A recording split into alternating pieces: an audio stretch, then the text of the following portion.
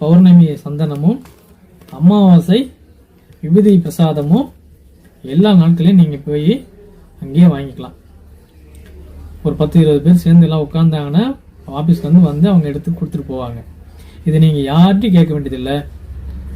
Phone பண்ணி கேட்குறது, எங்களுக்கு அனுப்பின்னு சொல்கிறது, நான் பணம் அனுப்பி வச்சேன் எனக்கு அனுப்பலன்னு சொல்கிறது, இந்த விஷயங்களும் உங்களுக்கு வேண்டியது இல்லை.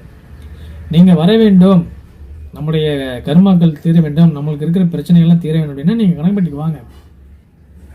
வாழ்நாள் முழுவதும் கஷ்டத்தை அனுப்பிக்கிறதுக்கு வாழ்நாள் ஒரு நாள் நீங்கள் கணக்குப்பட்டி வந்துட்டு போகிறனால எந்த குறைவும் வராது. எந்தெந்த ஊர்லேருந்து வந்துட்டு இருக்காங்க ஏற்கனவே சொல்லியிருப்பேன். மலேசியாவிலேருந்து ஒரு பெண்மணி திருச்சி ஏர்போர்ட்டுக்கு வந்து அட்ரஸ் விசாரித்து கனகம்பட்டிக்கு வந்து ஐயா வழிபட்டு போனதெல்லாம் இருக்குது. அப்போ நம்ம இந்த தமிழ்நாட்டில் இருக்கிற நம்ம எங்கள் ஒரு மொழியில் இருந்துட்டு இங்கே வரதுக்கு என்ன அனைத்து வசதியும் உண்டு. முன்னெல்லாம் போக்குவரத்துக்கு வந்து நம்ம இறங்கி நடந்து போகலாம், ஆட்டோவில் போகணும். இன்றைக்கி அப்படி கிடையாதுங்க. பழனி பஸ் ஸ்டாண்டில் நீங்கள் இறங்கினாலே